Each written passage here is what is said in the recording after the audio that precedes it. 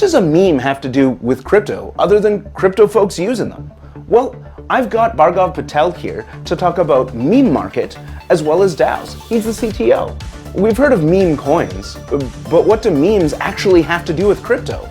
Let's find out together. Okay, great. I'd like to welcome Bhargav, the CTO of Meme.Market. Thanks for joining us.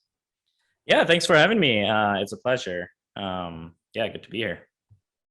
Yeah, of course. So what's your role as a CTO at Meme.Market? How'd you get into it? And tell us kind of what it's all about from your perspective. Yeah, no, great question. So yeah, how did I get into it? Really interesting. So a few years ago, I started a fitness tech company where we did data tracking and gamification for boutique fitness clubs. So if you've ever worked out and wore a heart rate monitor that tracked your data in some capacity, we've probably tracked your data at some point.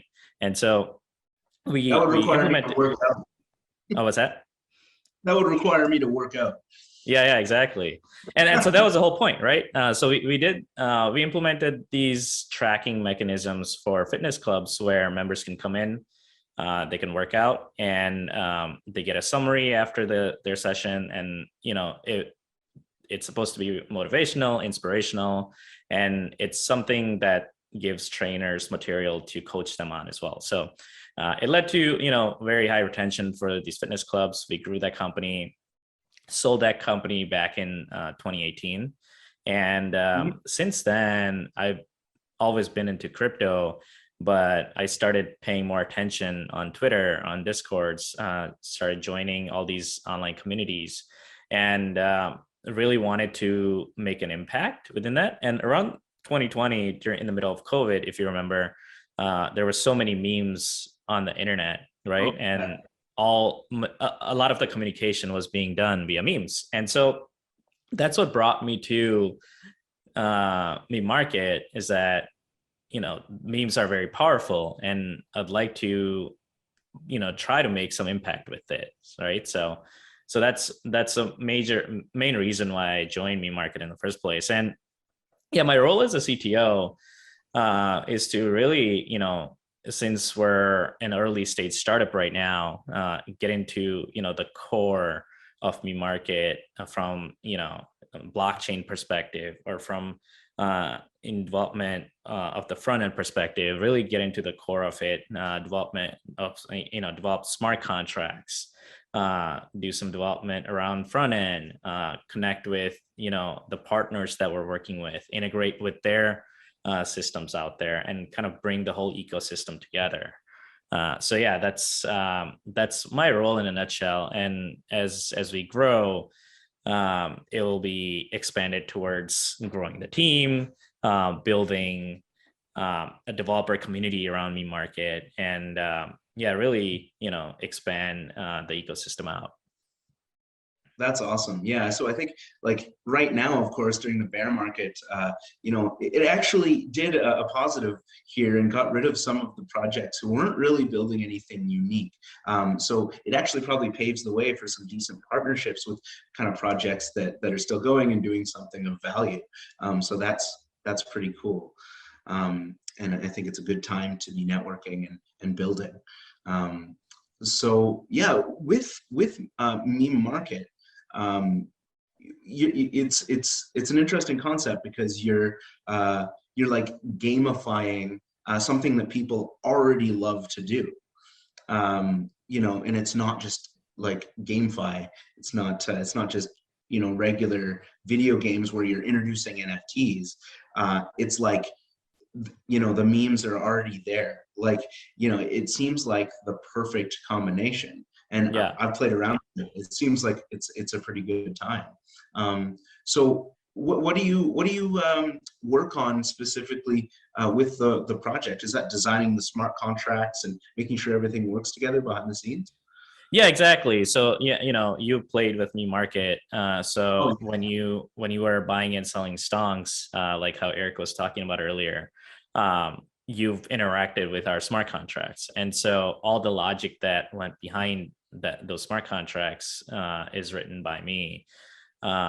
You've interacted with the quests at one point to receive meme tokens, and so all the logic that goes behind interacting with those quests is something that I've written, right? So and same with the token, meme token, even though it's on testnet, it's still an actual token that's deployed and being sent to our users, right? So all the logic that goes behind it is how meme token gets used to power the meme market or the meme stock market, and how meme tokens get used in quests or meme contests. The whole logic is something that I am involved in building, and so yeah, that's essentially my role from development perspective at the moment. Since we're a small company. We don't have a large team yet, and we hope to get there soon. So, absolutely, and it really neat. Smart contracts are kind of like the piece that organizes all of cryptocurrency, all of things like DAOs.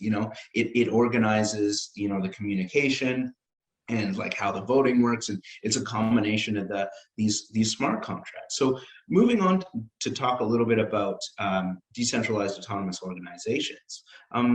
What's kind of your perspective on why they are important?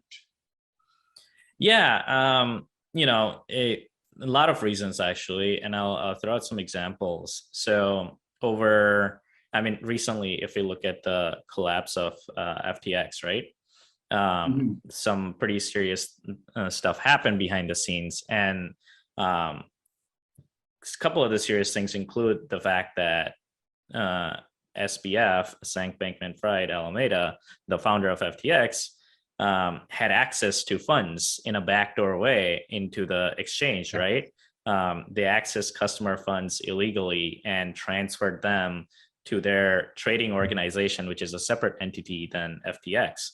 And so how did he have access to that in the first place is a question, right? And why did he need or have that type of access? And so if we go back to DAOs, if we look at it, everything that's set up within a DAO in terms of the power of governing that comes within the DAO is set up on the smart contract. And when I say smart contract, if you go a little deeper into it, what is a smart contract? Smart contract is essentially a piece of program that defines how things will work within a certain organization or a certain program, right? And so for DAOs, it's very simple. Everyone has a piece of the pie, right? Whether it's a token or an NFT, and you take those tokens and you vote on things to approve or reject proposals, right? So anyone in the DAO can come in, put a proposal to do X amount. So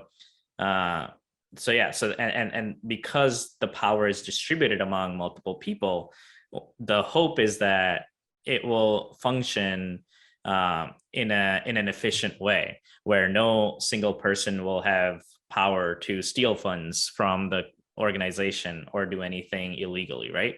And so if FTX were to be a DAO, what would have happened is the CEO, SBF, would have tried to take those funds, maybe put up a proposal, and would have gotten rejected, right? And the funds would have been safe for customers. And the other fact is that because the funds would have been on the blockchain, everyone can monitor at what point where the funds are and where they're going, right? So if the funds are getting funneled into another organization in an illegal way or a backdoor way, people would have a way of transparently monitoring it, and that to me is really powerful. And so DAOs are not perfect. Not every industry can work as a DAO, but there's certain organizations or aspects of the industries that can actually really benefit from DAOs from transparency and usability perspective. Totally. And I think it's a good reminder. Never ever for any reason to keep your assets on a centralized platform, a centralized exchange. I don't care if it's Binance, KuCoin, you know, one of the ones that is still going. It's a bad idea. You know, store it privately on a private wallet with your own private key where nobody else has access, and then you can easily keep track of it. And that's a good point. You know, if those funds were, you know, in a DAO, those addresses for those wallets would have been listed. Anyone could have went and checked out what the balances were, where they were going, if they were being touched, and you know, if the user's wallet is, you know, connected to each pool of tokens they held, there's no way for them to move them without their permission unless the smart contract is messed up, in which case that could be caught by any independent validator. So yeah, I think that's a really good point, and it kind of points to the safety, you know, and transparency that we lack in current centralized systems, whether that be government or private organizations. So it kind of opens those things, opens those books for private eyes, so there's less wheeling and dealing behind the scenes. So yeah, I think that's super great and a really great perspective. But yeah, I really appreciate you, you know, taking the time to chat with me. And if people want to, you know, get a hold of you or learn more about Meme.Market, where should they go? Yeah, Meme.Market, we're live on testnet. Like I said earlier, our URL is meme.market. So head on there, check out the, you know, platform, do some quests, earn some meme tokens, participate in the stock market. It's really fun. To get a hold of me, my Twitter handle is 0x the boss dragon. You can reach out to me on Twitter. And yeah, I'd love to see some DMs. Awesome. Thanks so much, and appreciate you coming by, and I'll see you on the panel. Sounds like a plan. Thank you. Thank you for having me. Thanks.